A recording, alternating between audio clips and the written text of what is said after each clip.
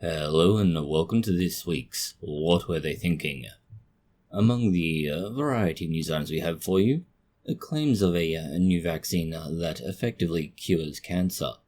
However, there is some very big caveats that need to be stated for this. There is an increase in the rate of appendix cancer, which, given how seemingly useless the appendix is all that more annoying.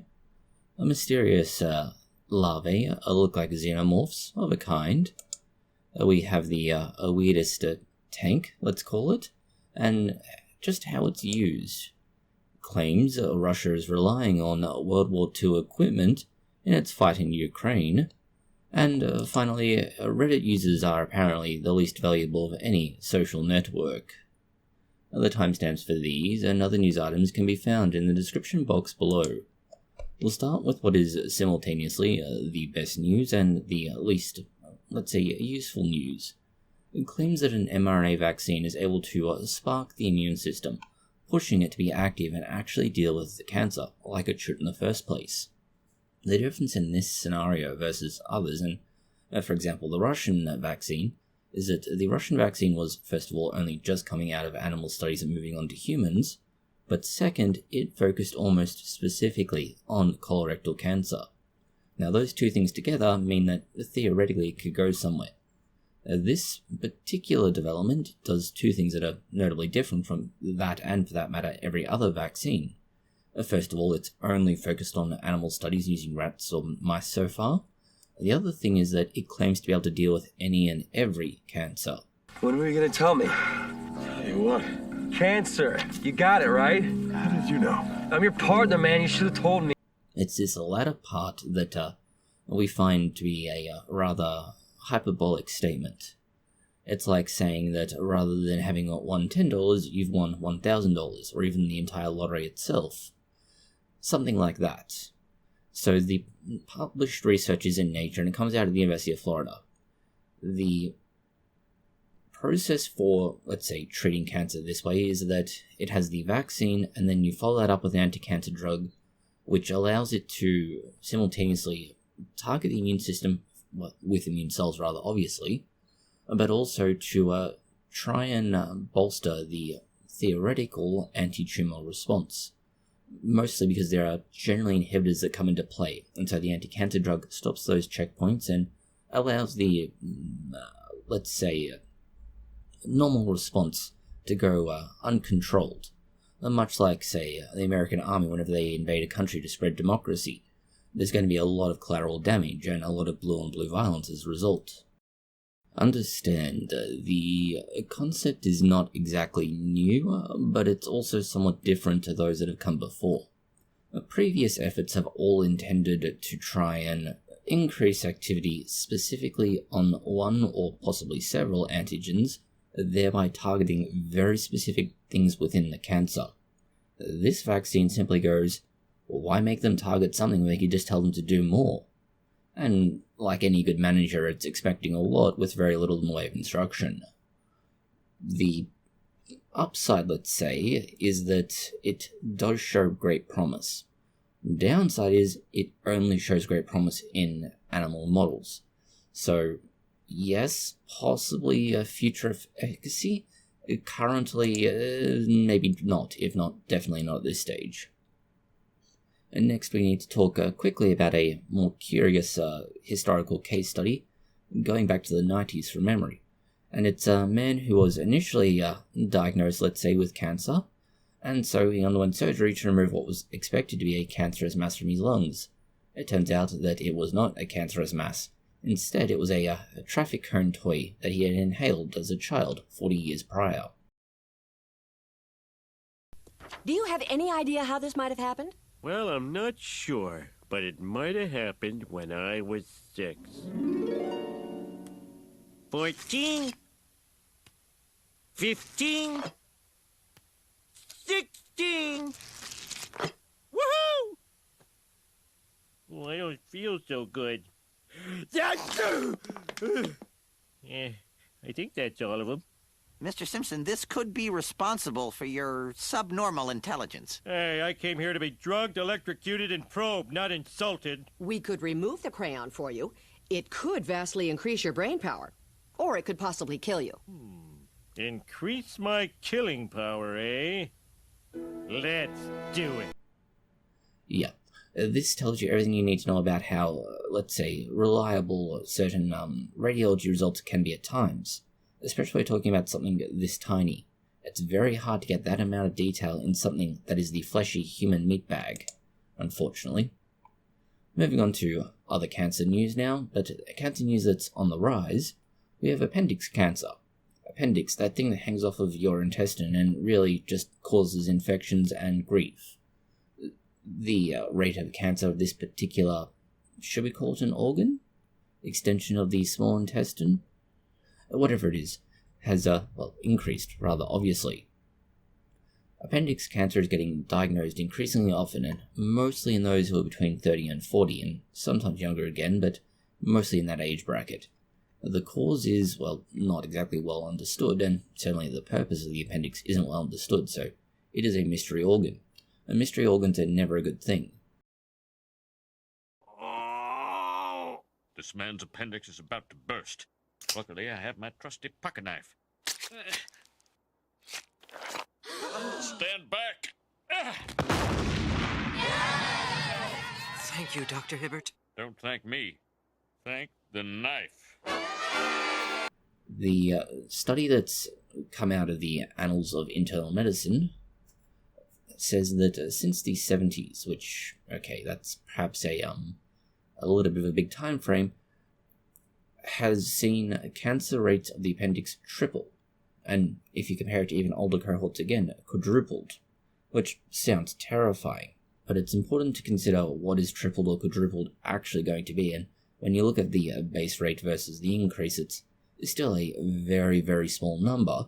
It's just that it has increased, which obviously not great. Now, the researchers do blame the typical candidates, things like less physical activity, environmental factors such as pollutants, and so on. The other concern with appendix cancer is simply that, it's rather hard to detect.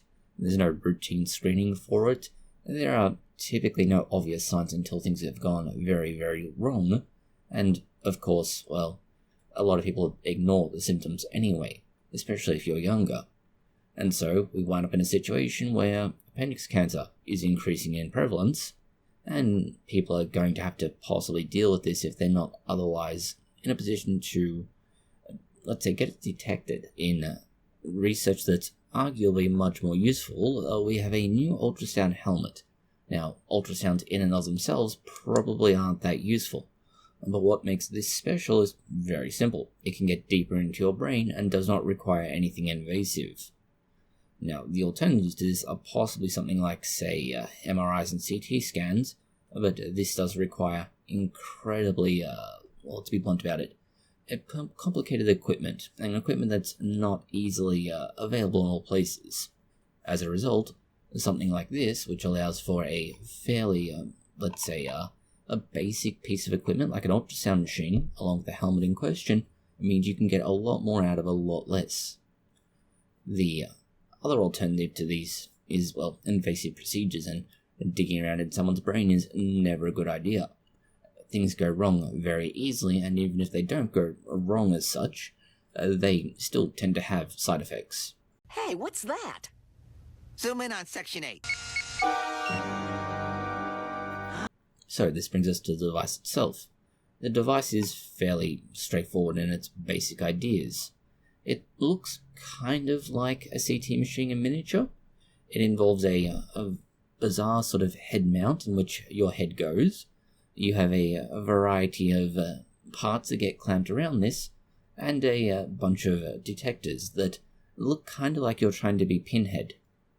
The helmet itself, though, does provide much, much more refined analysis or detection, with arguably detection at 1,000 times greater than that of a conventional ultrasound. And of course, comparable technologies like CT are significantly bigger. The technology does have come with certain caveats compared to your, let's say, a typical ultrasound device, which tends to have a small number, if only a single, detector or element within the emitter and receiver. Now this says 256, so you can see how it obviously would get better resolution.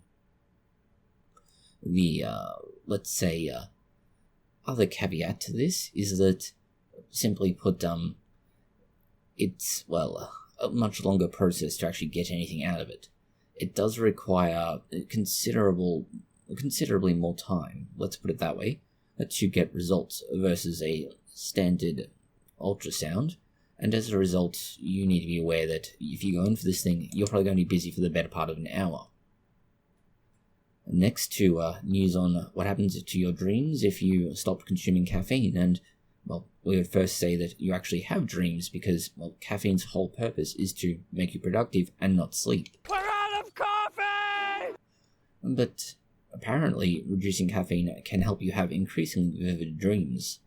So, depending on what you have, seen in your nightmares and possibly dreams, this may not be a good idea. The research is not so much research as it's more a publication from the conversation, and, well, it says exactly what we've described. Caffeine does affect your sleep, and the sleep certainly is, less relaxing, less depth, and obviously less adenosine buildup, thereby leading to you, well, not sleeping if you have caffeine. If you don't have caffeine, well, this is where things get to be different again. The reduction in caffeine, either because it wears off or you've consumed less, is going to taper off fairly quickly, and you get more sleepy. But this also means adenosine, which is what tells you you're tired, begins to have its effect. The effect is most pronounced in the region of sleep called non-rapid eye movement, or NREM sleep. For most people, the rate and time at which they consume caffeine is going to have a big effect, especially if we're talking about something like, say, coffee. Let's take, for example, you consuming a cup of coffee in the afternoon. From about 3 o'clock, you get your hit of caffeine. Now you have the ability to push through those last few hours of work and get everything done for the day. Great. Except caffeine's half-life is between 3 and 6 hours. So over the next roughly 12 hours, you're going to wait for that caffeine to wear off. And that is roughly how long it's going to take to get just about all the caffeine out of your system, with it reducing by half each time. So best case scenario is that over 3 hours, you're going to reduce it by half, and then 3 hours again to get to another half, and so on and so forth. This will bring you down to somewhere around 1 or 2% in the end. If it's 6 hours, it basically takes your whole day to try and get to that same level. And so caffeine metabolism has a huge effect on your sleep quality. Admittedly, all of this is, not so simple as to simply blame caffeine alone, and caffeine is life, caffeine is important, and things will not work without caffeine, and we'll brook no mean words about it. But in some cases, it does have effects that perhaps some people would question the trade-off. Next we have the discovery of something looking alarmingly like a xenomorph in some ways. It's a small larvae that's, well, ideally not an alien, but still, we are hoping, because if it is, it means that xenomorphs weren't fictional, they actually had a real basis, and considering what happens in all of the Alien franchises, that's never a good sign. The microscopic organism is called Facetotectans, and they've been known about since the 1880s. The difference between knowing about them, which is great because we know them as an adult, is that we didn't have a lot of detail on their larval stage. And so, having to wait around and eventually try and get decent images has led to the discovery of what these look like. And what they look like is somewhat terrifying. We would argue that these are either going to look alarmingly like xenomorphs, or possibly alarmingly like Tyranid ammunition. But either way, it's never a good time. Because, well, both of those scenarios involve creepy gribblies that try and eat everything they can, if not eat them, and use them as a host for their babies. The species isn't related to the parasitic barnacle as you might expect, given their, body or anatomy. What they do instead is, they,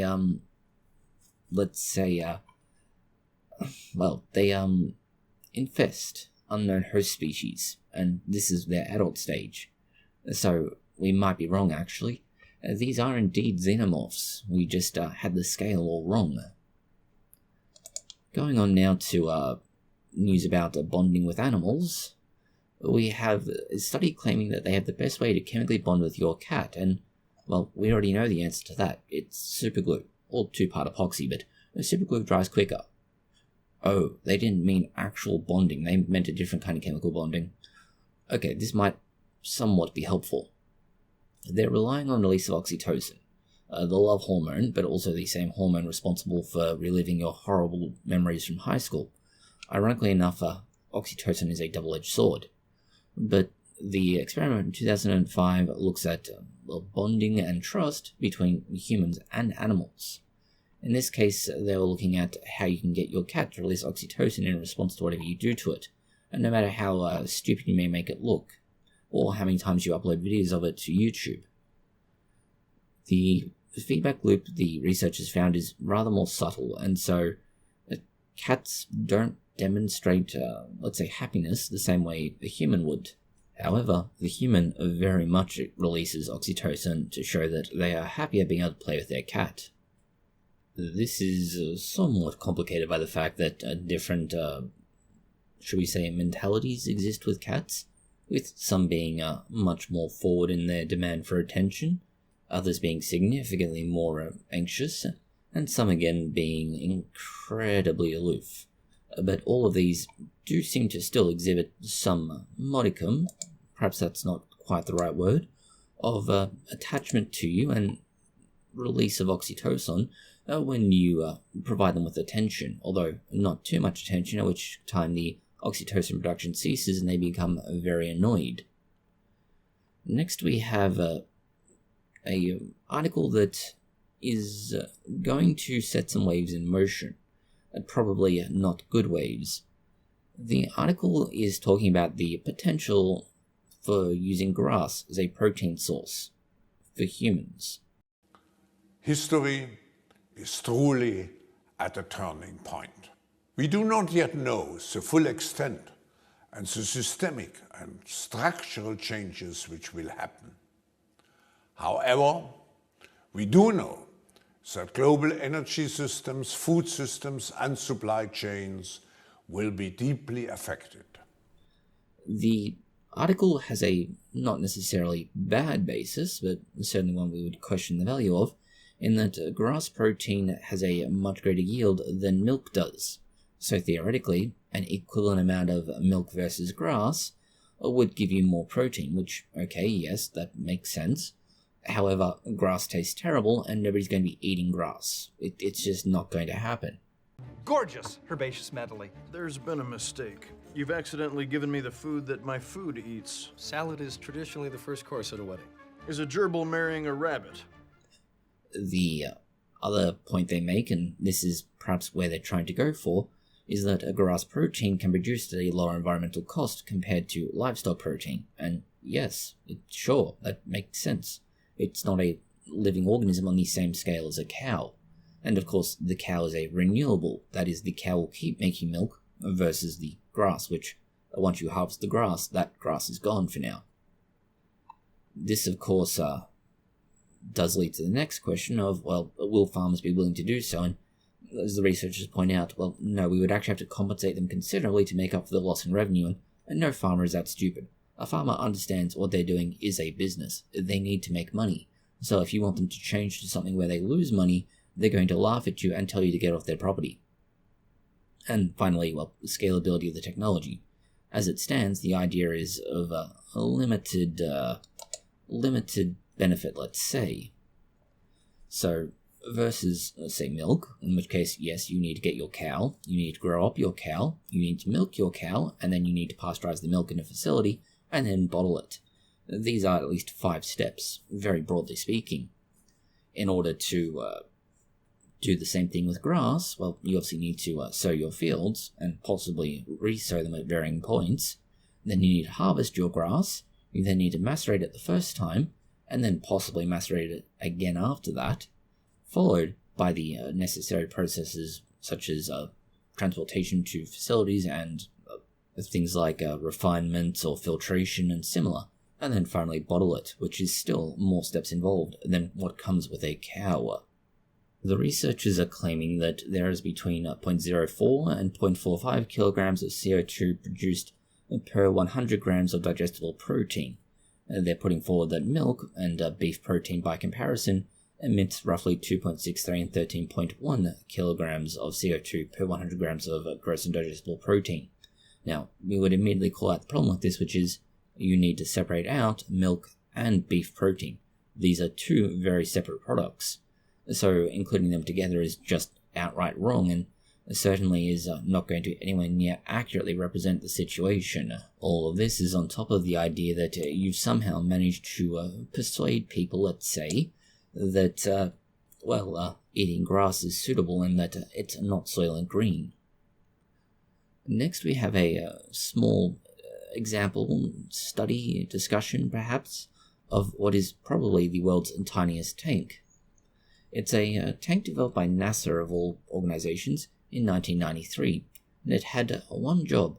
Its job is to burst tires. And you might be thinking, why? What possible point is there in blowing up a tire? And the answer is surprisingly simple, sort of.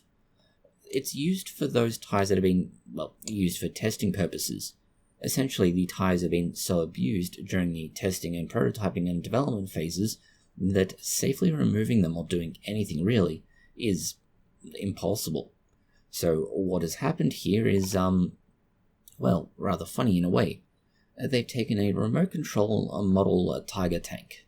It's a scale model of the Tiger, as you can see if you look at it from the side, and the origins, at least in terms of the lower part of the hull, are fairly clear-cut, to which they have gone and attached, obviously, your remote control mechanisms and a drill.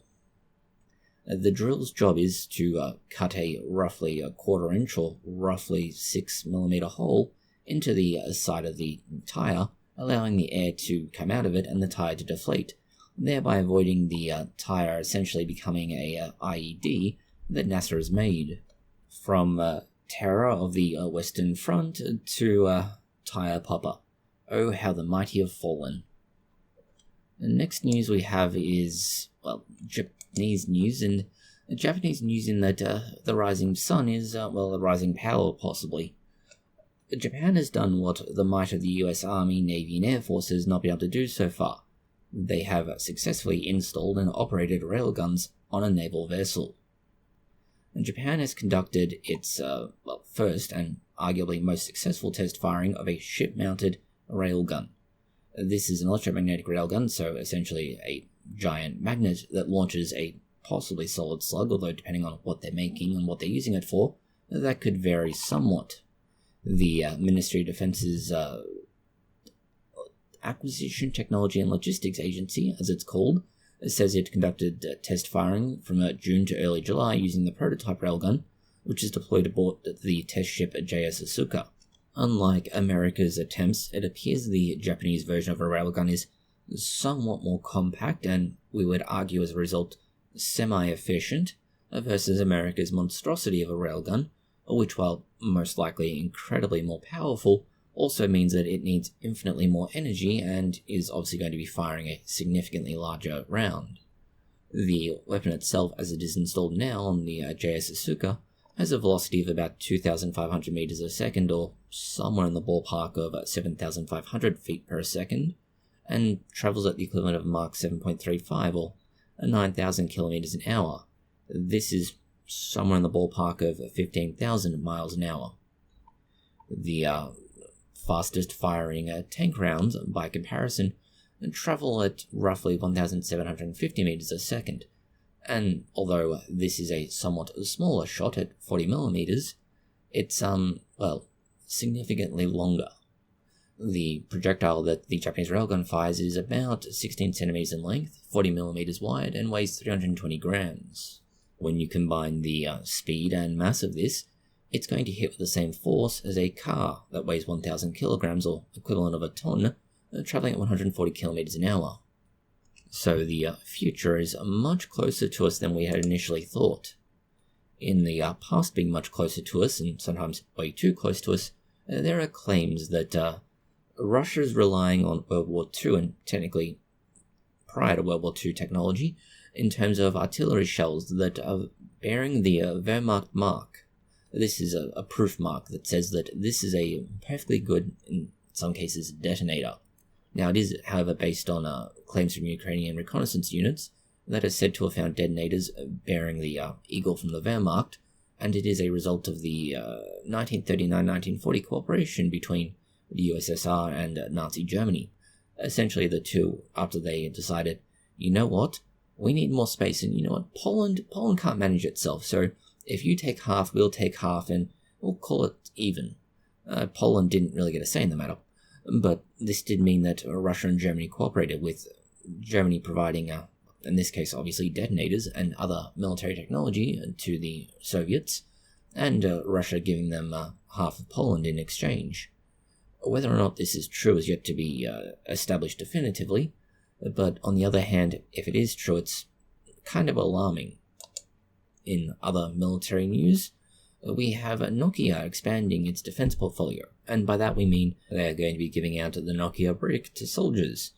The only thing we're not sure of is whether or not this is meant to be used defensively, to stop bullets, or if they're going to be throwing it somewhat like a mini nuke with the intention of blowing up whatever is in the area it lands in.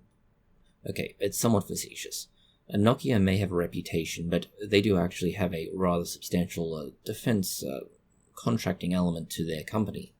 What they have developed is, for all intents and purposes, a combination of very fancy radio and somewhat fancy phone, both of which are intended to be used in combat situations, although we do question the value, perhaps is the right word, of a touch phone in the middle of a combat environment, between mud, dirt, sand, and everything else that gets everywhere in combat, and the idea of it being a touch phone, how valuable that is. In terms of the radio, well, that one's somewhat more obvious, although it does look rather, not necessarily rugged. Rugged would imply that all the antennae aren't going to break. Or rather, more minimalist or brutal might be the right word. Both of these are more or less evolutions of what they're already providing to the army, but still, Nokia is certainly stepping out of its comfort zone, or at least back into its comfort zone if you want to consider the Nokia brick a weapon still. In other technology news, we have France setting a new world record, and not for the number of times they've surrendered or run away from battle. Instead, it's for a fusion reactor that was running for 22 minutes. Understand, just about every other reactor in the world of any kind is fission. That is, it breaks things up. This obviously generates energy from the things splitting and releasing that energy from whatever bond's being broken. A fusion reactor is the complete opposite. There is more energy coming out of whatever's going on to bring two things together than what it takes to force them together in the first place. This is sort of how our sun works. Parts of the sun take, in most cases, hydrogen and smashes it together, and this produces helium. That then makes energy, which we typically see as sunlight and various other forms of energy. The West tokamak held a hot plasma cloud, let's say, for 1,337 seconds, or a little over 22 minutes, and this is a long, steady plasma cloud that they've sustained in their core. And if we wanted to develop any kind of future, most likely nuclear fusion power plants, we need this, because if you don't have fusion, there's no way to theoretically, wouldn't quite say sustain reactions, and certainly not say it's more environmentally friendly, but it's definitely the case that this is somewhat, let's say, more useful than nuclear fission, which we use at the moment, because nuclear fission breaks down nuclear material into something still nuclear, whereas this could theoretically take some sort of nuclear material and build it up, and then possibly use it in a reactor to break it down again, sort of creating a, not necessarily perpetual, but very minimalist waste product, or at least system. Going now to what is essentially waste, it's Reddit, and the fact that Reddit users are apparently the least valuable of any social network. In other news, water is wet. No, let's say, a question here is, not so much about social value or similar, although considering the average Reddit mod, we could argue that this is a perfectly accurate description. Rather, it's that when Reddit went for its last round of funding, It values its users at a lower price point than any other social network. You might be wondering, well, what do you mean? And given the amount of money they garnered, which was somewhere in the ballpark of $300 million, and the number of users that are on Reddit, about 330 million, we can say that the revenue per user is somewhere in the ballpark of 30 cents.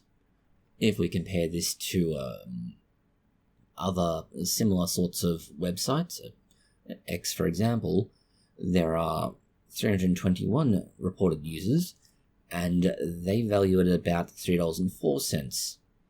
Now, Facebook's a little bit different again at $2.32 billion, and they report their user value at $7.37. So you can imagine that 30 cents is way below just about any and every other social media platform, which is not great if you're trying to get investors, or more likely eventually selling off to private equity, which we imagine will happen before long. Going now to what is semi-political news but also mostly vaccine news, it's the recent Senate hearing on effectively RFK's attempt to prove to them that vaccines are evil and we should stop doing it, which was almost 100% predicated on what he claimed was a massive study that was going to be groundbreaking and essentially the scientific equivalent of the Biblical Revelations book.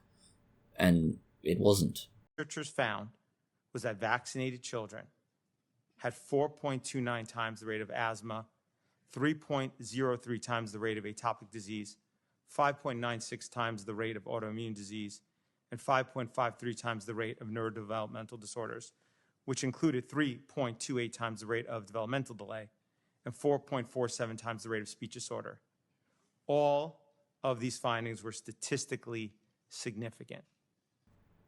The key thing here is that the study itself was completed in 2020, so it's a few years old now, and okay, it should be well within, let's say, recency or relative recency, so it's not exactly a bad thing.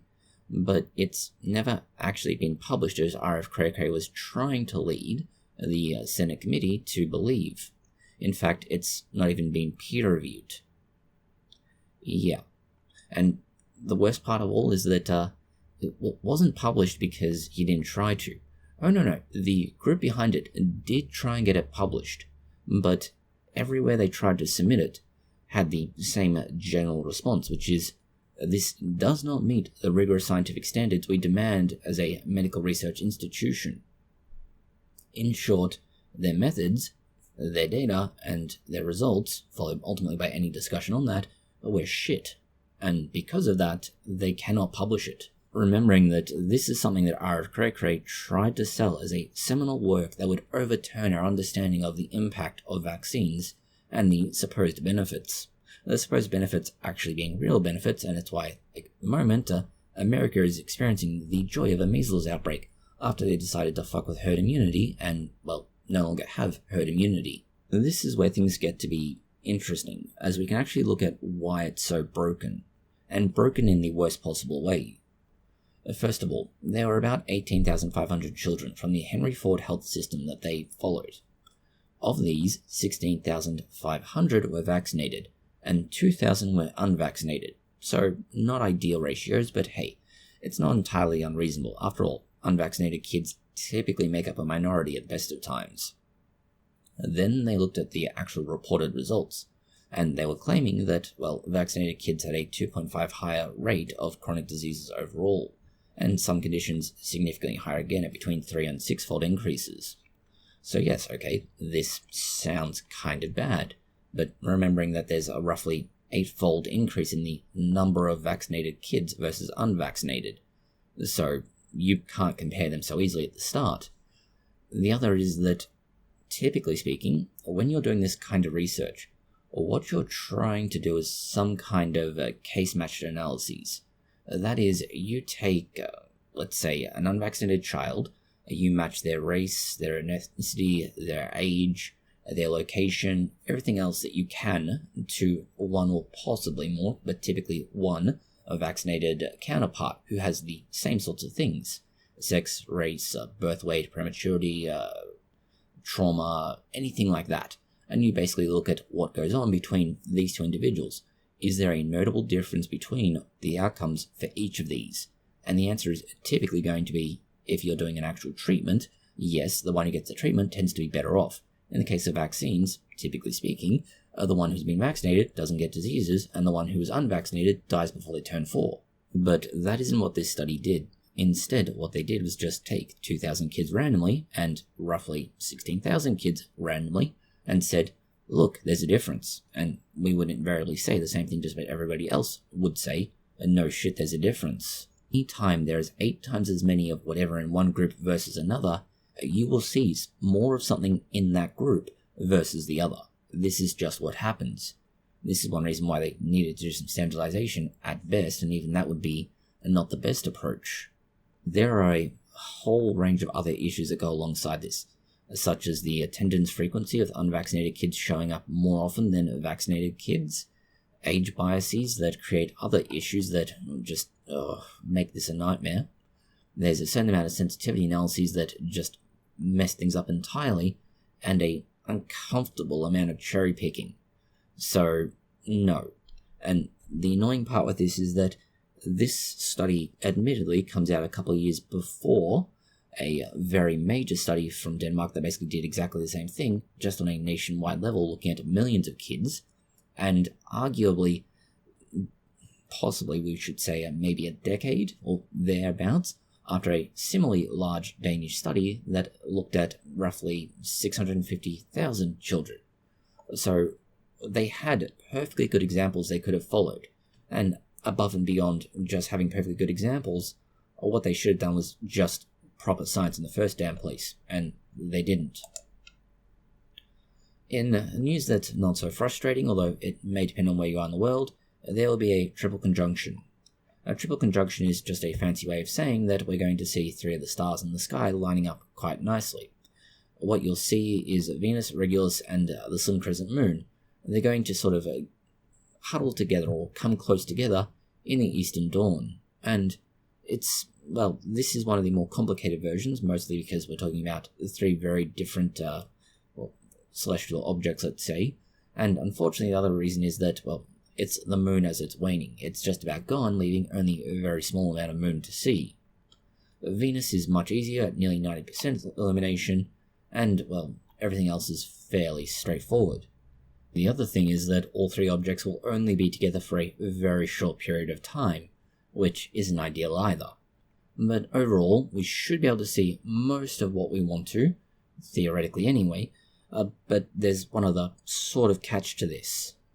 It's how much of the world can actually see what we want to see. Astronomical news, we have a strong argument being made for why it is that rather than using the large circular lenses that we have for telescopes at present, particularly say like the James Webb Space Telescope, Hubble and similar, we should instead switch to using rectangular format lenses.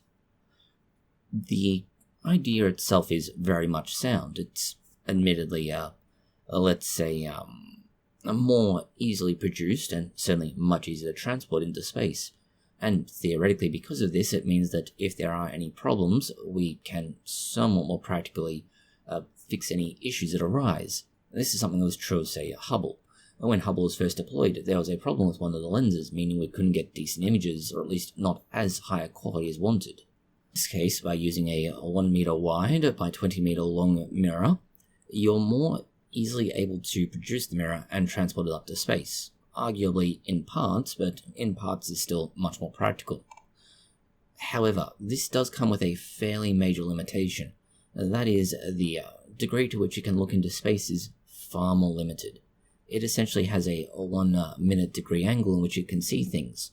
But in doing so, it can see things infinitely with greater resolution than Hubble or even James Webb Space Telescope can now. And as a result, although, yes, limited, the nature of arguably greater ease in which they can be deployed, and greater resolution of each telescope in question, means that while we may have to put more of these into space to see more, we can do so more easily and get better results in doing so. At least for now. That's all the news we have for you this week. Thank you for watching. If you found it interesting, consider liking, sharing, and subscribing. And please do post any comments, questions, or suggestions that you have below.